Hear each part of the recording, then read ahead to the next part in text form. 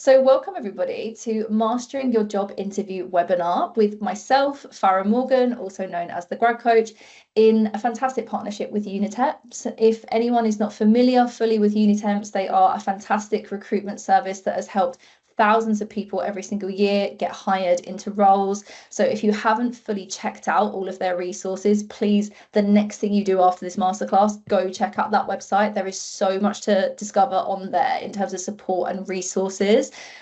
So that will help you on top of today as well. But yes, for anyone who needs a little refresh into who I am, or maybe we've never met online or otherwise before, hello, my name is Farah, also known as the Grad Coach. So I actually graduated, believe it or not, 10 years ago this July. So time flies when you're launching your grad career. And yeah, what a journey I've had. I went from being a grad myself to being very quickly after uni a graduate employer, because in the business management grad scheme I was in, long story short, I had to recruit my own teams of part-time and full-time staff. So I have personally hired well over 200 students and grads. I've also unfortunately personally rejected probably threefold or fourfold that. And I've done interviews, assessment centres, you name it. So that's where I'm sort of coming from with my background as an ex-hiring manager. But I retrained and relaunched myself as the grad coach, again, coming up 4 years ago, or over 4 years ago now, and the rest is history. I've then been a careers coach to 250 grads privately to get into some of these companies and more. These are just sort of the big names that everybody sort of recognizes. And I've had the pleasure of doing these types of events. So yeah, trained over 5,000 early career professionals on employability success. So a lot I can offer today in terms of really understanding what's going on with interviews. How can I make sure that I'm not just the one that, you know, turns up and has a pleasant conversation, but I'm actually the one that they have to give the offer to. That's really what we're aiming for, right? So we're going to be covering that very soon in my Get Hired psychological formula. And then we're going to move on to the real meat of today, which is the 3 Ps of interview mastery. So for those of you who saw some of my content online, you might be already familiar with the 3 Ps, but of course we're going to unpack it in a ton of detail so you're under no illusion about what you can do practically to master your next interview. Anytime we have left over, of course, I'm an open book, so you can ask me any question, not just about interviews, but anything to do with your job hunt or careers, or even about my own career journey. But otherwise, let's get started. So number one, I want to talk about the Get Hired psychological formula. This is really born off the back of, again, 10 years of being a graduate employer, where I was making real world decisions about who I was going to hire off the back of interviews or not, as the case may be, and then career coaching grads through the same process.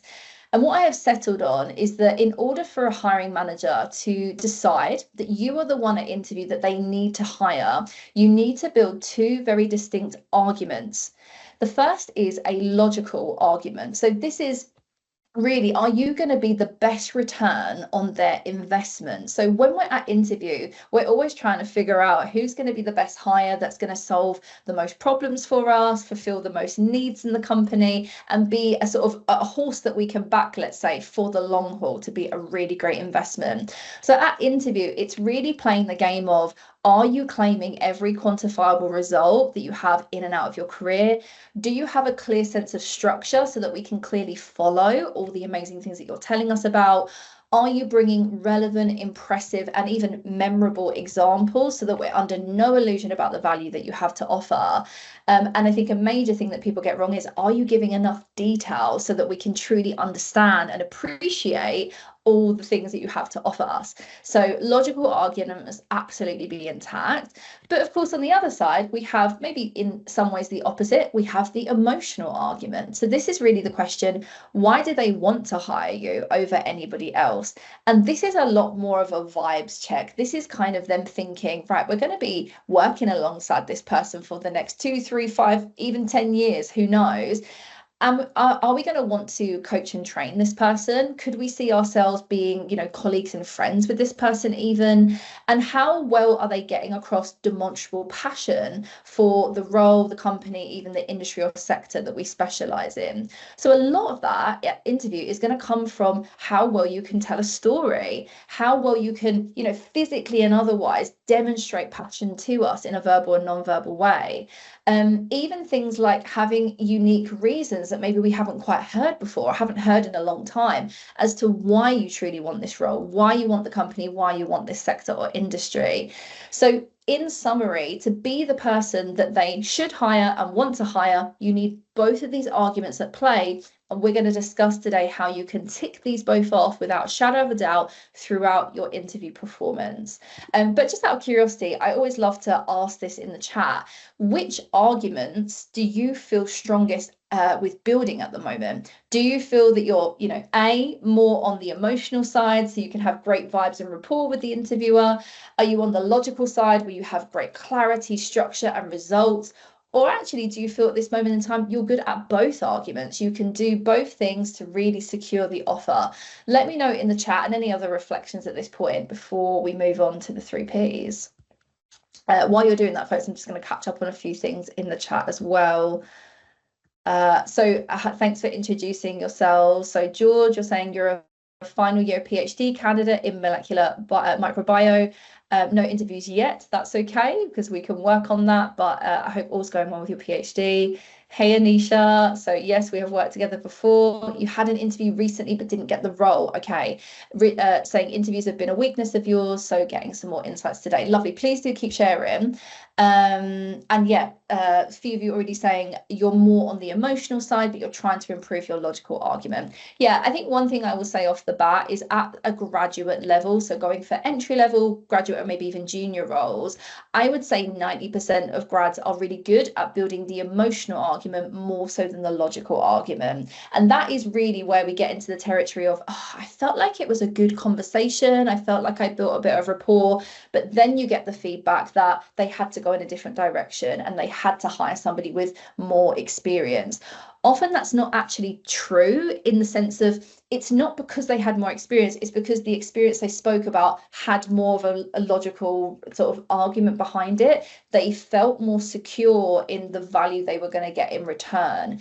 But you don't always have to have more experience than people. Sometimes you can have less experience, but you better explain the value of it.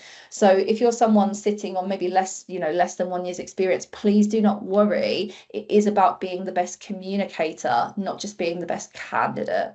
So without further ado, let's actually start to unpack how we can do this. So now introducing, folks, the 3Ps of interview mastery. I have designed this in particular so that irrespective of what type of role you're going for, what type of interview format it is, if you do the 3Ps to the best of your ability, you will nail your future interviews. I'm not saying you're going to pass every single one next time, but you're going to be pretty close to having an upward trend of nailing most of them. So the first P is about prediction. So are you able to accurately predict what specific questions they are going to ask you relative to the role, to the company, or even the interview format? Once we know that, we can move on to the preparation phase. So this is going to be coming up with the most ideal, the most high leverage examples and responses based off the back of our predicted questions.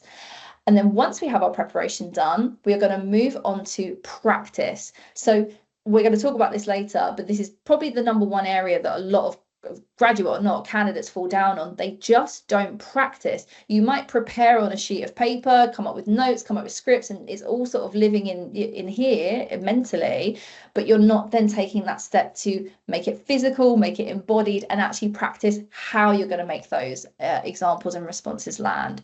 So the 3Ps, we're going to walk through in detail how we can do those.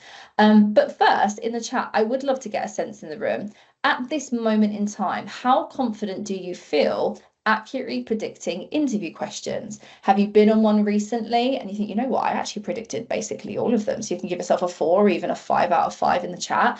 Maybe you've gone to some and it's been a complete 180. Everything you thought was going to come up absolutely didn't, and it bamboozled you a little bit. So that's something to think about, or something in the middle. Let me know how you feel out of 5 before we break down how to start predicting better.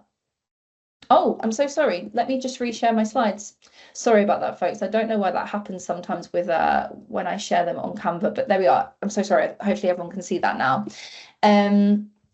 So yeah, let me know in the chat out of 5 what you're thinking so far before we start unpacking it a little bit more.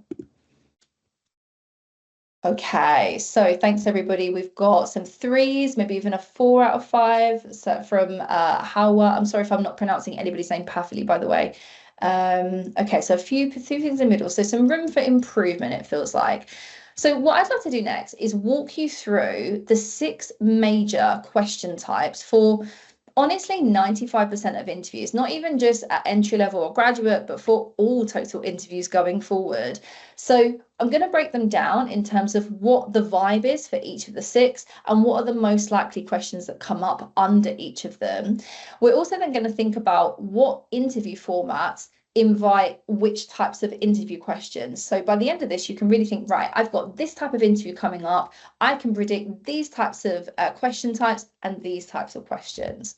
Starting off strong with motivational questions. So these are like our bread and butter questions. I honestly think at any type of interview, you should be prepared to say why you want the role, why you want the company, and why you even want the sector or industry. So for example, AI and tech or construction or beauty, whatever the industry or sector is. As well as things like tell me about yourself, walk me through your CV. They're pretty interchangeable, but they are a little bit different in terms of how I recommend you would respond to them. And there could be loads of different ways that they ask you this, but in essence, it's the final question of why you out of all other candidates. So they might say, what are 2, 3 reasons that we should hire you, or 2, 3 strengths that you bring to the role. But in essence, they're asking you to just cold pitch yourself.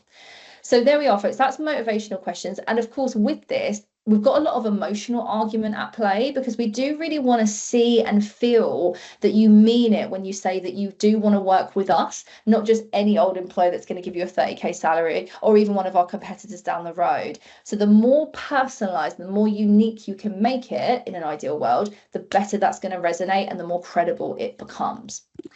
Moving on to our second type of question is competency-based questions. So these are, again, a classic, and these are, tell me about a time you've blah, blah, blah. For example, delivered excellent customer service, solved a problem using data, collaborated in a team. We could go on and on and on.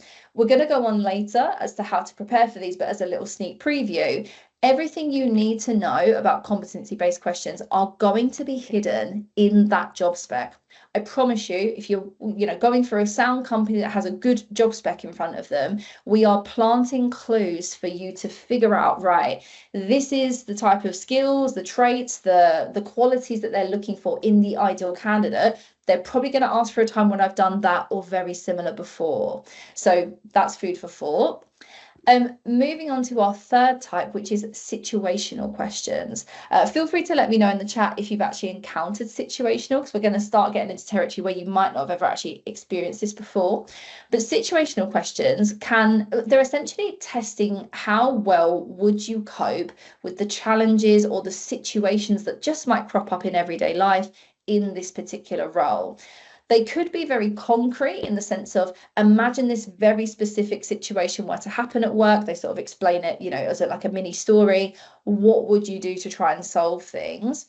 Or it could be a little bit more abstract than that. Often it's framed as, would you rather do X or Y at work? For example, would you rather miss a deadline or cut corners at work?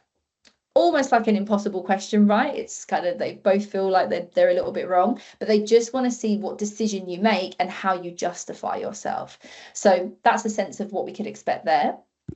Moving on to our fourth type, these are technical/commercial questions. So again, you might not have encountered these before, but they do crop up in things like case study interviews or technical interviews if you're going for STEM roles. Think engineering, think software engineering, that sort of thing.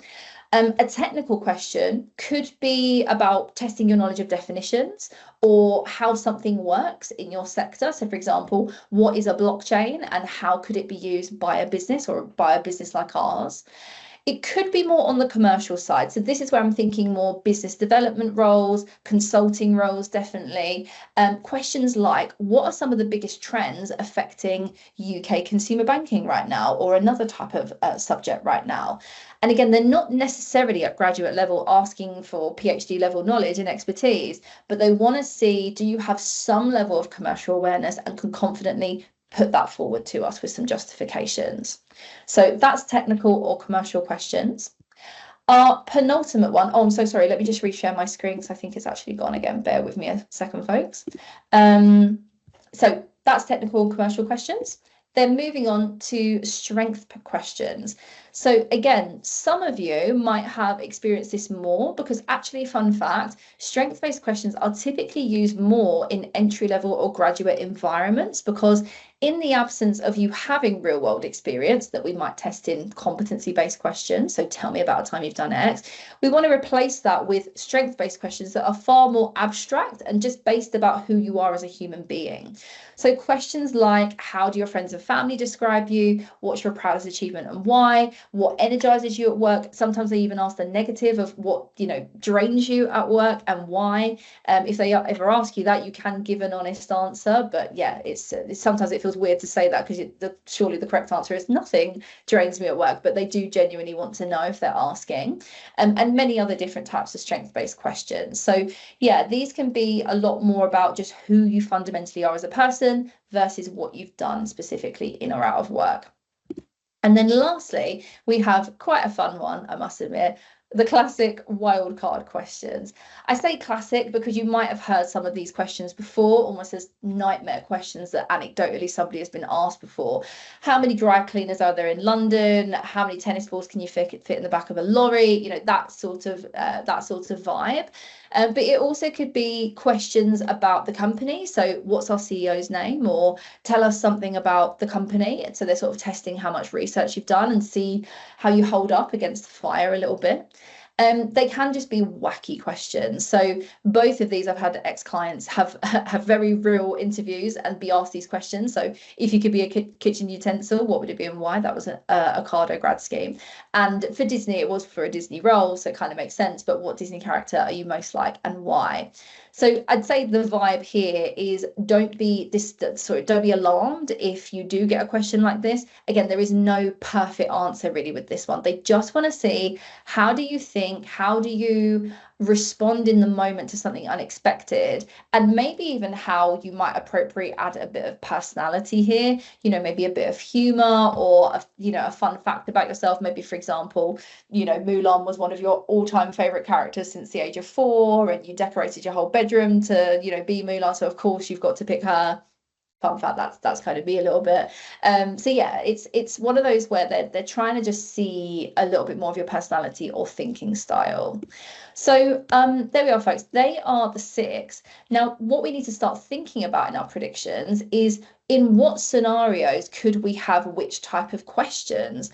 So I'm going to walk through 4 different type of interview formats. These are the most regular ones that you can expect at entry level and graduate level.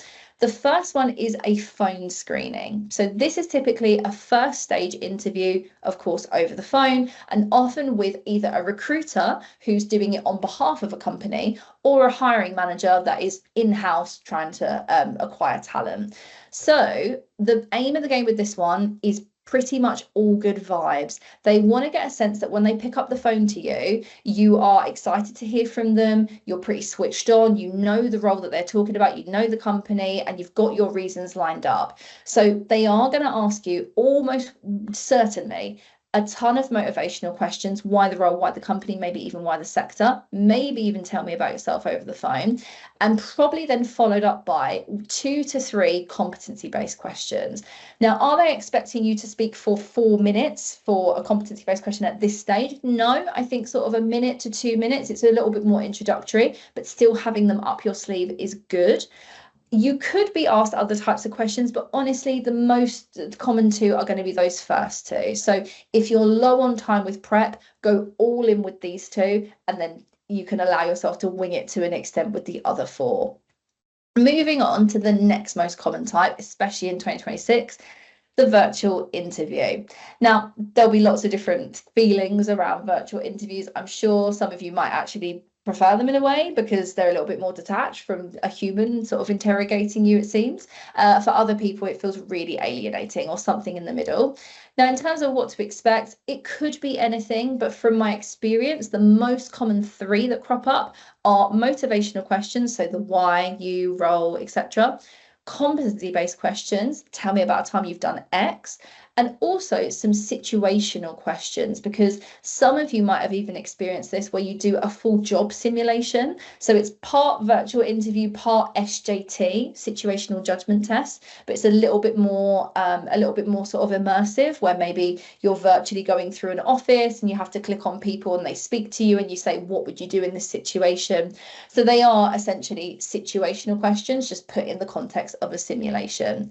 So again, if you're low on time, I would go all in with prepping and brainstorming those three and let the others potentially fall by the wayside.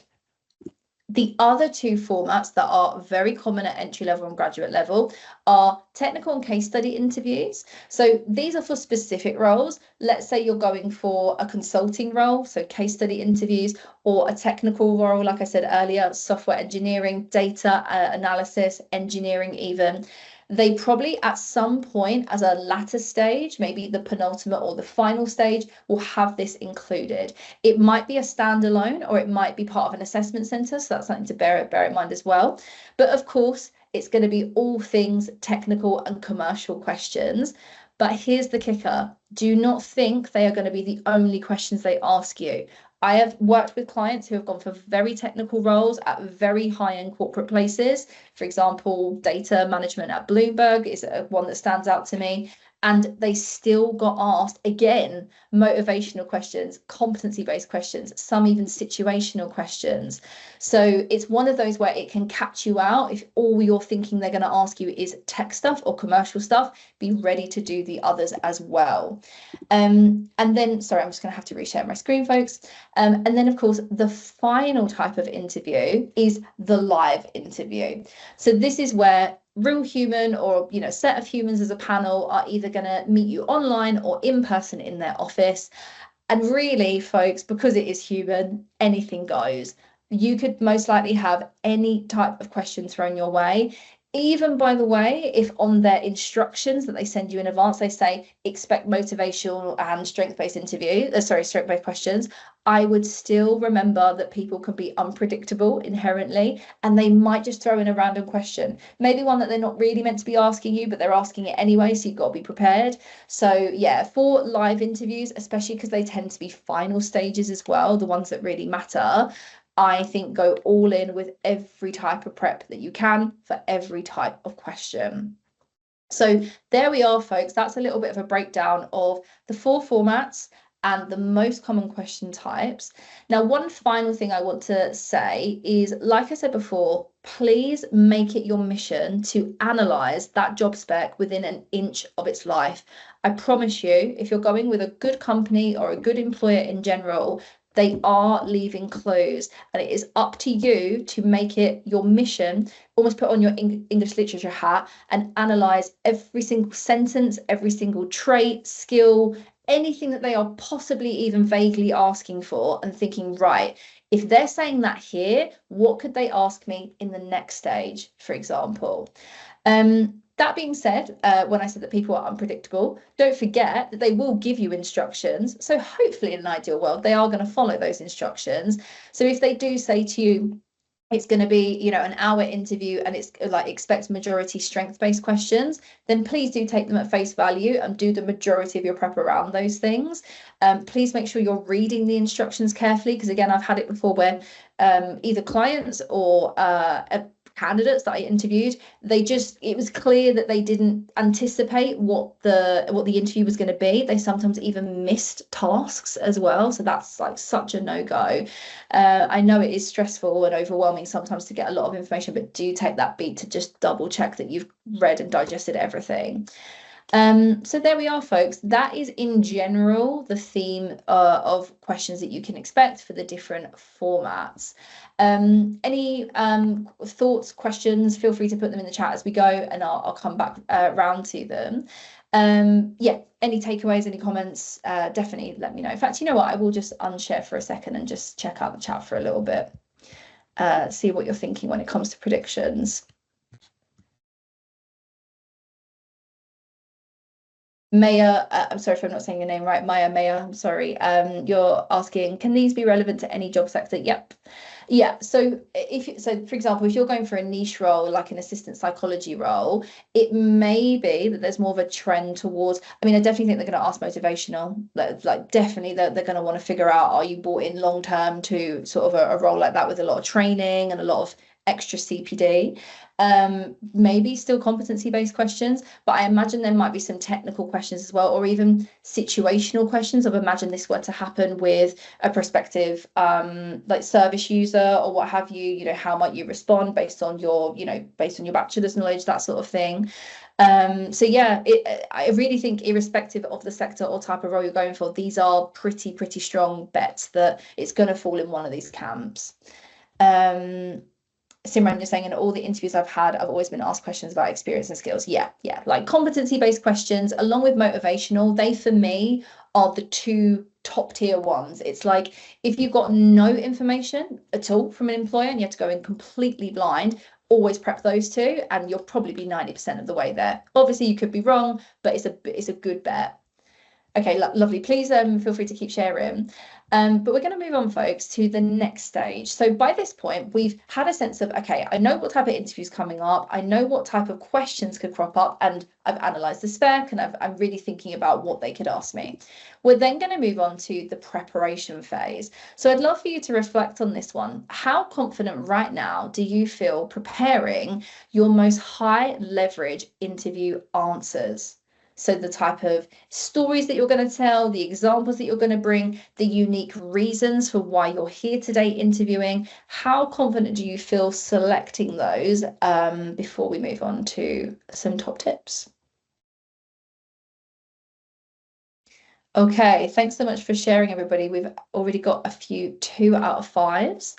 So I'm not surprised, actually. I do think this can be an area that bamboozles people because especially at graduate level, when you don't have necessarily as much experience to pull from, I think there's a lot of contradicting evidence on, sorry, sort of tips online of talk about your degree or don't talk about your degree or speak about extracurricular or no, that's not professional enough. You need to just rely on internships and that sort of thing. So you can do all those things so long as you follow a few caveats that I'm going to introduce in a second. So let's have a think about it. Now, of course, today we've only got an hour. I wish, folks, that I could go through every single one of these and walk you through step by step how you should prepare like a top 1% candidate for each of these 6. But just as a safe bet for today, we're going to focus on competency-based questions because these are, along with motivational questions, one of the most common ones that you could ever pick. And I think it's the one where you can create the most separation in an interviewer's mind between being an average candidate and being a top 1% candidate. So that is everything we're going to cover in a second. How can you be a top 1% candidate going forward for preparing your competency-based questions? So first things first, we're going to go through step by step how you should do this. Step 1, like I said earlier, we must analyze the job spec. And what we're specifically going to do is we're going to take a highlighter or, underline or whatever's best for you, but underline every single skill, trait, even a responsibility that they are alluding to that they want to find basically in their ideal candidate. And start, once you've done this whole sort of analysis on your piece of paper or online, start to put them into themes of skills or traits. We can call them buckets for today, but let's say you do that with a job spec you've got handy and your buckets are leadership, you've got teamwork and collaboration, you've got communication skills, maybe like data analysis and one other thing. From that, it's broad, but it's enough to get us start planning our responses, because what we can do is reverse engineer the most likely broad question. So let's imagine a bucket of leadership and management comes up. Tell me about a time that you led a team to success. Now, it's not necessarily going to be the exact question that they ask you. They might go one layer deeper with a little bit more nuance. But if you pick your best example to answer that question, you're not going to be too far off the one that you could actually use in the interview itself. So if we do this process for all of the buckets, we're going to have, let's say, 5 to 10 buckets of themes of skills, and then 5 to 10 stories or examples ready to go for each of them. So that's what we're going to think about now. How, when we know what questions they could broadly ask us, do we pick the highest leverage examples? Now, I think this is where so much of the confusion comes in at graduate level, especially when we don't have a ton of experience to pick from, right? Now, from my experience, top 1% candidates will do everything in their power to pick their stories that satisfy these three criteria. So number one, it's got to be relevant to the role that you're going for. For example, if it is an assistant psychology role, then we're going to use maybe some projects from our bachelor's or our master's degree or a dissertation topic, something that unpacks theoretically what the role in practice is going to do. So that would be an example of relevance.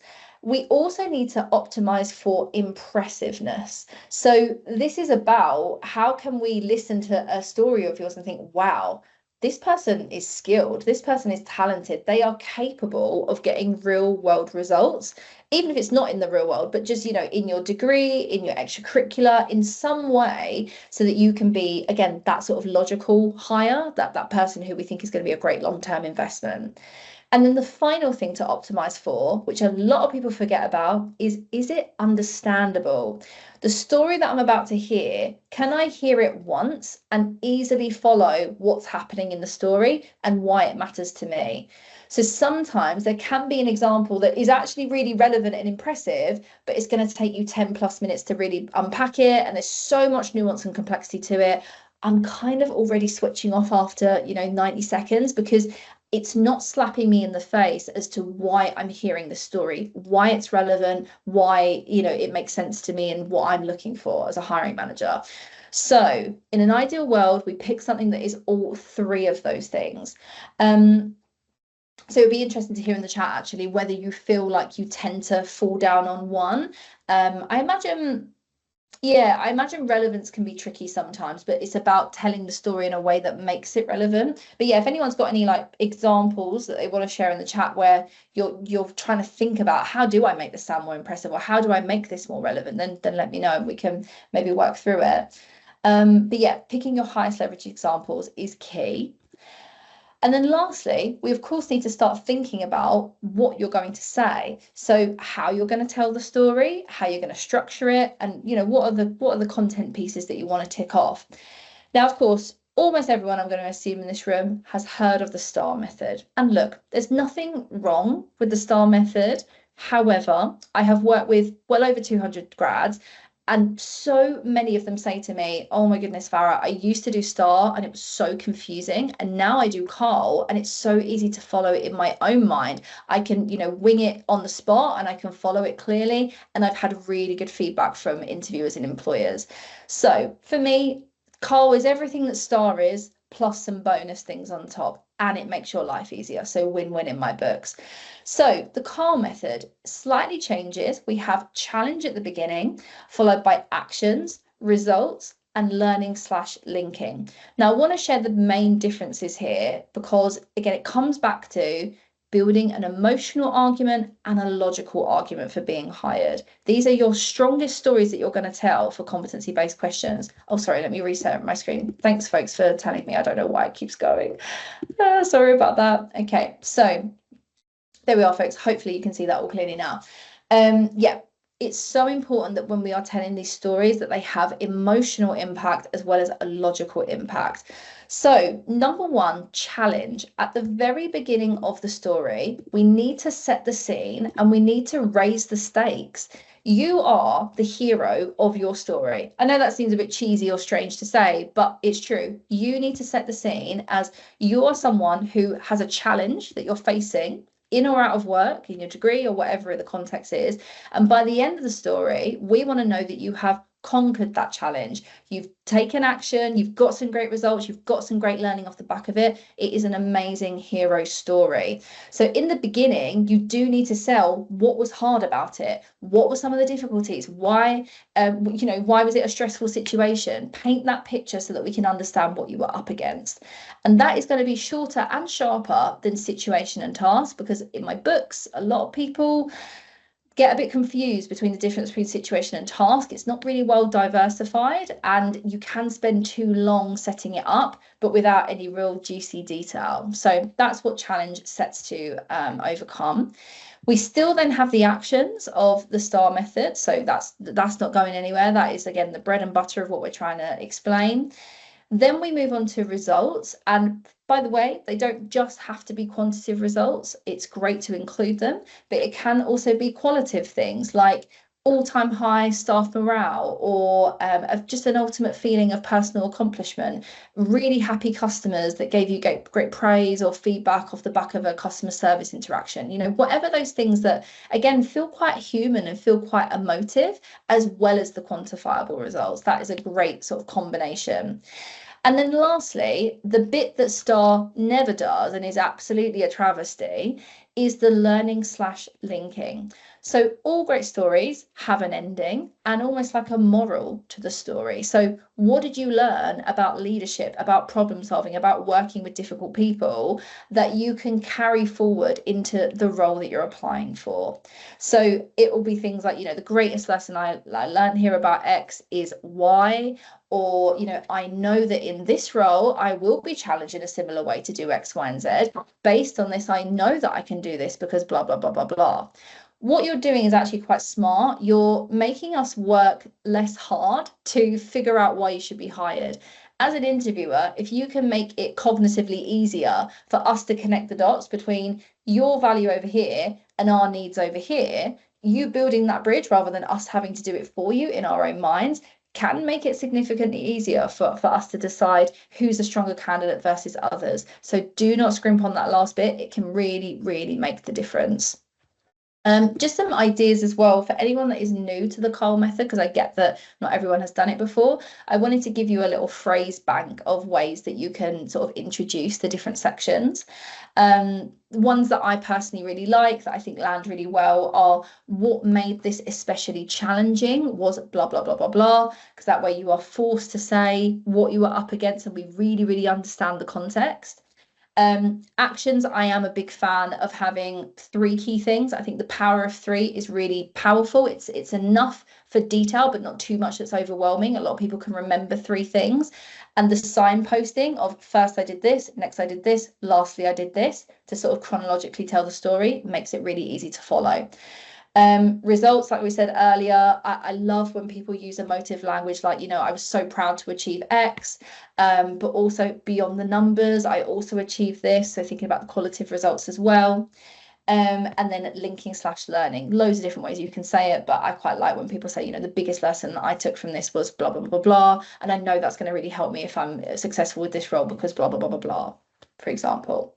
So there we are, folks. Carl should very much help you to tell a clearer, stronger, but also a more emotive story, which is really what we're all looking for. We want to be in some way entertained at interview. I think this is the bit that, as a hiring manager or an ex-hiring manager, I can sort of share. We might have days where we're doing back-to-back assessment centres. We're meeting tons of candidates. It can get a little bit exhausting, a little bit laborious. So if someone comes in like a breath of fresh air, who can tell a compelling story, who can really, share a piece of themselves, it's really fascinating and intriguing stuff. So yeah, take the risk and be that person who can not just give the logical reasoning, but also the emotional reasoning. It will really, really resonate. So there we are, folks. In the chat, I would love to hear any reflections that you've got about the preparation stage, anything that you're thinking about when it comes to the Carl method, or indeed anything else. Probably what I'll do, folks, is the questions we will come back to at the later stage. So feel free to hang on to those before we move on to the next section. But yeah, let me just see what we've got in the chat. Okay, great. Really pleased to hear, folks, that the phrase bank was helpful. Yeah, I feel like it's difficult because you often never get to hear what other people sound like at interview. You don't often even remember what you sound like at interview, which we're going to come on to in a second when it comes to the practice. But that's the tricky bit. You're so immersed in trying to survive it and get through it, and there's nerves at play, that we don't often get that observer perspective to think, right, what did I say that I thought worked actually really well? I'm going to use that again. Which bits were a little bit, convoluted, or I sort of went on a tangent a little bit there and I need to tweak. And then, of course, we never hear the person who actually got hired, if it wasn't you on that day, what they ended up saying. So yeah, I'm a big advocate of being able to hear top 1% candidates at play. Okay, folks, well, we're going to move on to the final P of our three Ps, which is practice. So in the chat, please do let me know, out of 5, how confident do you feel practicing your way to a top 1% candidate performance? I say practice because, again, we can think all day in our minds about what we might do, but when we turn it into something that's embodied and we're actually saying it and doing it out loud, that is a very, very different thing. So, how confident do you feel right now practicing your way to a top 1% candidate interview performance? Let me know in the chat. And yeah, I feel really, really passionate about this one. I think I've seen this firsthand. This is the difficulty. I've seen it firsthand from both sides. I've seen it as an ex-hiring manager where someone looked really good on paper and then they turned up to the interview and they just were a little bit all over the place. And sometimes I could see through it enough. There was enough of what they said that I thought, you know what, it's just a nurse, I'm going to put them through. Other times it just came across as just disorganization. And I'm confident that had they actually walked it through with someone or by themselves, they would have nailed it so much more. And I think the problem is that a lot of graduate roles can be, client facing, customer facing. So how you end up enacting your interview is also evidence of your candidacy, because I'm thinking, well, if you're going to sort of fall apart when you get an unexpected question now, you might fall apart when a client's asking you for something or a customer's coming to you with a problem. So it's that meta thing of, if you can show that you're a great communicator at interview, you're actually selling your candidacy as well as just answering our basic questions. So I really don't see another way that you do this without turning it from a mental activity to a physical embodied activity. So in terms of how I think you can do that, I've got 3 strategies. The first is you can just practice by yourself. I am a big proponent of recording yourself so that you can watch yourself back. And again, like I said earlier, be that observer of yourself where the nerves are not so much at play, and think about what's working and what would I change. Actually running things through, looking in the mirror. I know that sounds so cheesy, but if you are someone that struggles with making eye contact with people, sometimes it can be more daunting to make eye contact with yourself, because you're having to sort of make yourself believe that you're a credible candidate, which, and you can be your own worst critic with that one. So if you feel confident doing it in the mirror, face with yourself, I think you can feel more confident with somebody else. So it can be uncomfortable, a little bit awkward, but it absolutely pays off. The second strategy I'm going to offer is doing it with other people. So, I mean, definitely with someone like myself, I do mock experiences quite literally every single week, and we record it as well. There's a transcript. So from all angles, we get to see, right, this is what you said, this is what you look like and sound like, this is how I experienced you, this is how you experienced yourself. It's kind of like a full 360 process. But of course, you can do that with other people. You might have a university careers service, you might have a trusted friend or family member that can help you. But really sort of simulating that experience of, okay, I'm literally going to have to say this to somebody. They're going to have to hear it once and understand me and be convinced by me, and you can get feedback from a different person's perspective. So sort of more realistic to simulate the pressure. And then finally, of course, I couldn't in 2026 not introduce AI. Of course, you can use it as a bit of a, interview mock partner. I'm sure there's great prompts out there. I mean, I'd have a stab myself at doing one where you can get it so that you're feeding it all of its prep, all of your prep, sorry, and you get it to sort of generate randomized questions based on everything that you fed it. And then you can record yourself in the voice section, and then it can give feedback on what you said in terms of the transcript at least. The one caveat I would say is, of course, AI is only good as the inputs that you give it. So if it's not trained in what to even listen for top 1% candidate behaviors versus average candidate behaviors, you might get a little bit of a sort of AI slop from the internet. So maybe not the best in terms of getting real nuanced feedback on your performance, but good for the actual practice of it. So there we are, folks. We've got a few ways that you can play around. In terms of if somebody is listening to you, be it could even be the AI, to be honest, you could feed it this, I guess. In terms of the AI, definitely in terms of other people like myself or others, or even yourself, I would say these are the 3 things that you need to be listening out for in your responses. So number 1, are you understandable? Could a stranger hear this story once and once only and get it, get the relevance of it, get the gist of the story, and hear that you're basically the hero of the story and be impressed? Are they also confident that you're answering the question at hand?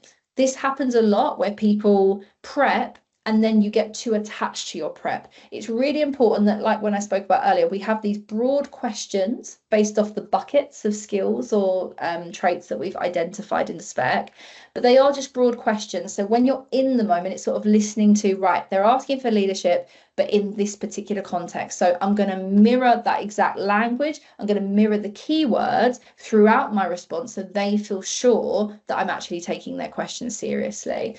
So number one, is it all understandable?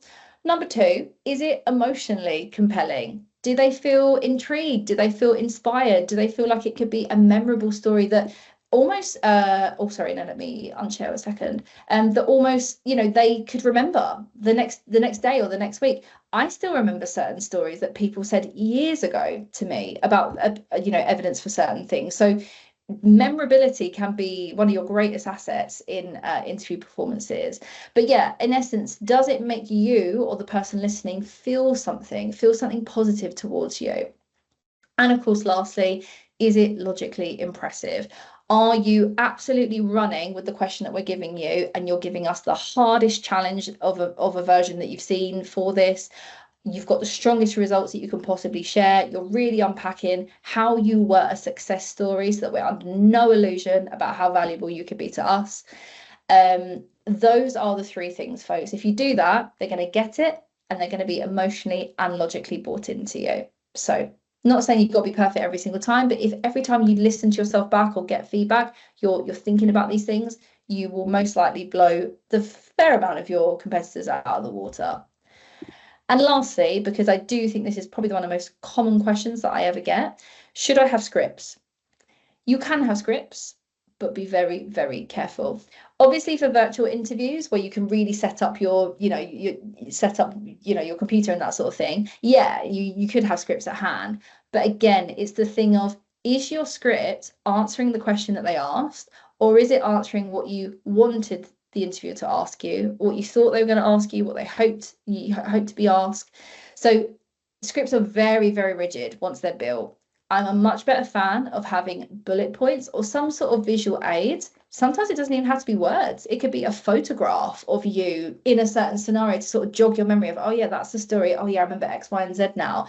Be creative with it. And this is the key in the practice. You must practice with your bullet points and visual aids. Because I hear a lot where candidates will prep and prep and prep. Maybe you'll practice a few times. Then you make the bullet points and then you go in for the interview. But by that point, when the pressure's on and people are looking at you, it's hard to then get a sense of, right, am I allowed to look down now? Or, oh, I can't even read that font. It's really, really small. I need to make it like 10 times bigger. Or, wow, I wish I color coded this because I'm all over the shop. I can't even find what I'm trying to find. So having that in tandem with your practice is really, really important if you're going to use prompts at all.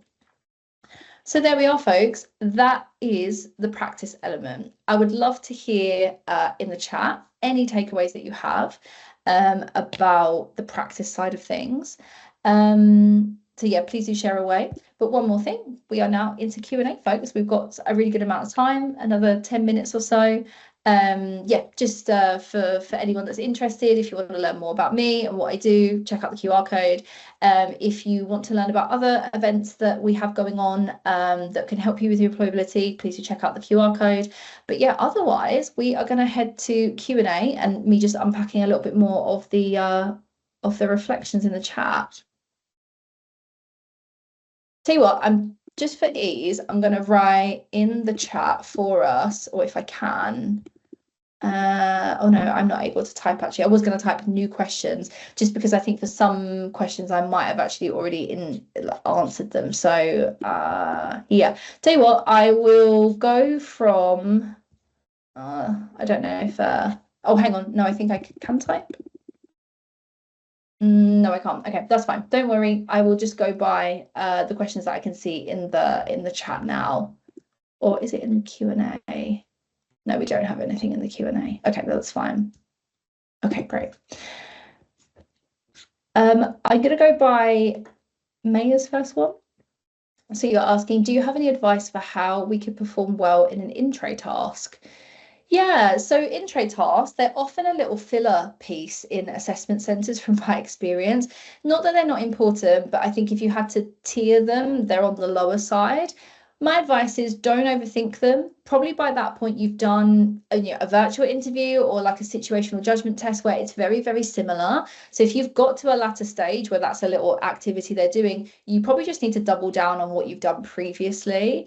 In terms of preparation, you can definitely use the job spec. So it would actually be similar to how we would brainstorm for situational questions based on the job spec. To be fair, I think this is where AI can be useful. So if anyone is curious to do this is exactly how I would do it. I would feed it the spec and I would say we need to generate as many different situational questions based on what we can predict could be the role's greatest challenges, day-to-day sort of events or incidences.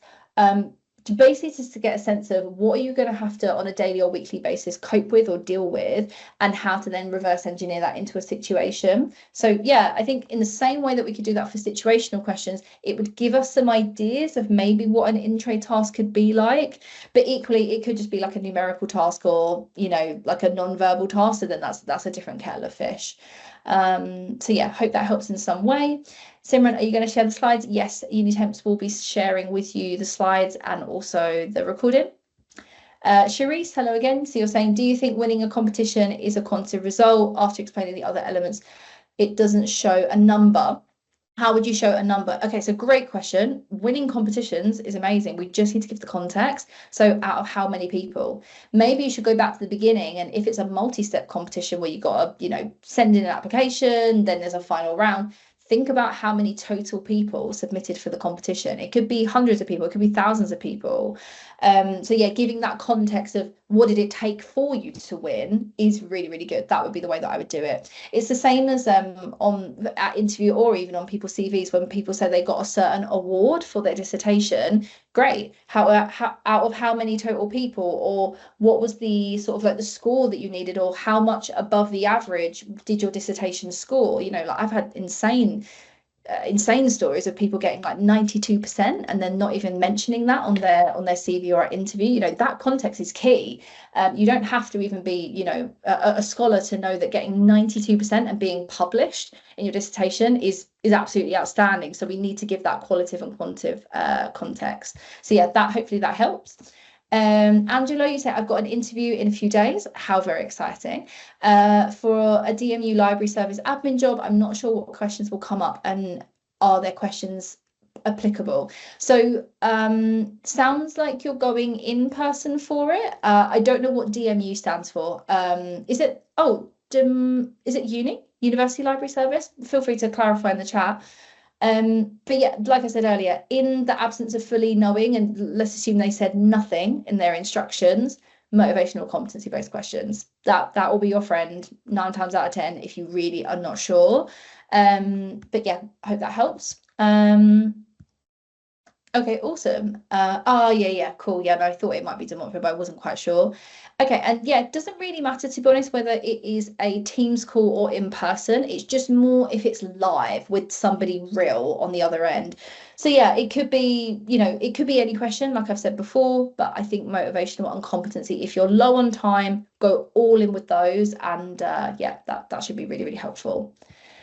Anisha, I'd love your insight in my last interview feedback. Oh, interesting. Okay, so the feedback you received was confident in answering, communicated clearly, explained reasoning throughout, intro was good, tailor answers to specific.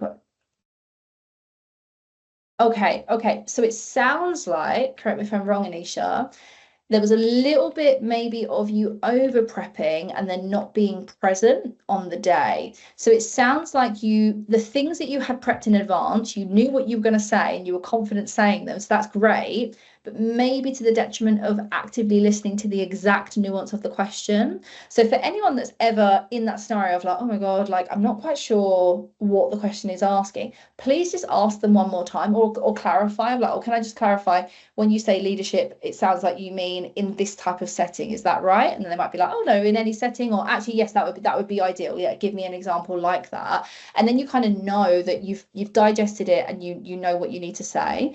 I also think that the tailoring part at the end for like linking and learning, I think this is where, again, and analyzing the spec is really, really helpful, because if you do have their keywords and phrases in the back of your mind and in their language, so for example, rather than saying, therefore I know I could be good at communicating with clients, if they're saying stakeholders and stakeholder management, that's the skill in their spec, then speak their language, say it in that way. And that's the linking part of Carl. So you would say words to the effect of, you know, I recognize that in this blah blah, in this marketing exec role, stakeholder management is going to be crucial to my success.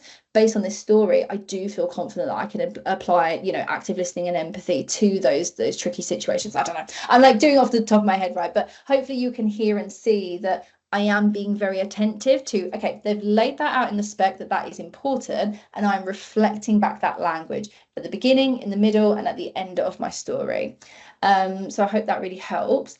Simran, you're saying, my experience is in careers, but I want to get my foot in the door in HR. Great. I think that's a really reasonable pivot. When I speak about my experience, do I say how the experience and skills in careers relates to HR, even though I've never... Yeah, 100%. So definitely, when it comes to transferability, even if we just think about competency questions for a second, they might say, you know, can you tell me about a time when you've had to do one-to-one, some sort of like one-to-one coaching or mentoring with somebody? Really applicable in HR, but also really applicable in like careers and universities, support services, that sort of thing.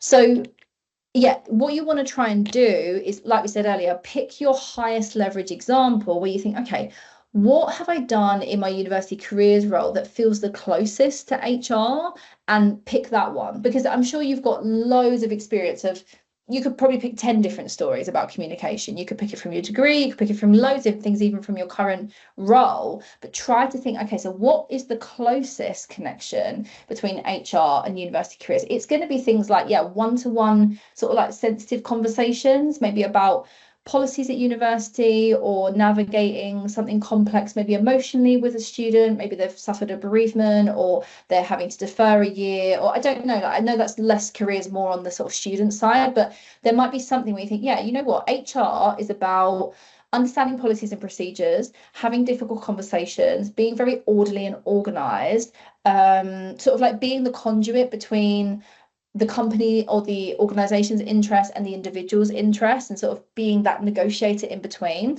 So try to find those stories where you think, right, they're the type of things that I need to find relevance in my current role. It's not always going to be perfect, but you try your absolute best with it. And I like I said, I think it's a fair pivot. So I think you've got a good shot with that one. I'm just going to quickly check in the last few minutes that I've not missed anything. Anisha, you're saying, I struggle with the motivational questions, especially as the first one, how much to say, what not to say. Yeah, I wish I had another masterclass literally just dedicated to motivational questions, because it can be quite complex. It's very specific to you, but then it's also very specific to them and their context as well. In terms of how much to say, I quite like having 2 reasons for things. So when I've demoed top 1% candidate responses, I tend to have 2 things up my sleeve. So 2 reasons why the role, 2 reasons why the company, 2 reasons why the sector, because even if one doesn't quite land, I've got a bit of a second one as a backup. I don't think you need 3, because I think that's a little bit overkill. And then you start to run into, is this even genuine? Like, do you really have 3 amazing reasons why you want to roll? Sometimes sometimes you'll struggle to even come up with 2, but I think 2 is good. In terms of what not to say, I mean, goodness, there's so many things to not say. I think maybe the better thing for me to offer is avoid things like where you're going to solely benefit. That's where people go wrong. When people say things like, well, I'd love to work here, because nobody would literally say it, but it comes from implicitly thinking the salary's great, I'm going to get a ton of training, I can work here for a couple of years and then move on, it's really local to me. Like, it's absolutely fine for you to have those genuine motivations, but we don't bring those to interview. Instead, we need to come up with reasons that we want to be there, but also they would want us to be there as well. So for example, if it, let's say it was HR, maybe you think, you know what, I think I am someone who's good at negotiating with people and having difficult conversations. So maybe you say something like, well, I've always wanted to challenge myself to develop my natural skill of negotiation and having difficult conversations. And I really feel like I could shine in a role like this. I know you're going to offer me training with this, but I want to sort of like maximize my possibilities to do it. I'm not saying that's the most perfect wording because I'm doing it off the top of my head, but they can then hear the value for them at the same time as you're getting value. It needs to feel like a win-win rather than, oh, well, you're just convenient for me type thing. I hope that's helped in some way. I wish I could sort of unpack that further, but hopefully that's given you something concrete to work with. Just very quickly, because we're at past, but I do want to get to yourself, Raven. You're saying my experience is predominantly in hospitality. Can I use vague example? No, never go vague. Never go vague. That's the worst thing you can do, where you say, oh, well, this time when I worked in this company, you know, I worked with some customers. Like, that's when we switch off. You always need to go concrete and specific, even if it doesn't feel relevant. So when you say, instead, I would rather you say, when I was a customer assistant at blah, blah, blah, hotel, I had this specific client who wanted to get this certain service and we couldn't do it, and here's what I did about it. Like, please never feel like you should go vague, because it feels vague. That's when you need to go in the opposite direction and be really, really specific, so that one, we can understand the story, and two, it just doesn't sound like you're kind of saying nothing. Like, the vaguer you go, the more it just feels like I don't even know what you're trying to tell me type thing. So yeah, pleased that I covered that one, and yeah, thank you for sharing. Folks, that is everything. So thank you so much. My apologies again for my screen being a little bit on and off. That's not how I want it to be, but there we are. Final little blast of the slides. You will get them as a follow-up. And yeah, one final thank you, huge thank you to Unitemps for this partnership. Like I said before, they are a fantastic recruitment service. So please, the next thing you do, make sure you do it today. Go check out their website. There is so much support and resources on offer. So for anyone that is navigating the job hunt right now, this plus that should make a great recipe for you. Thank you so much, everybody, and see you at the next one. Take care, everybody. Bye.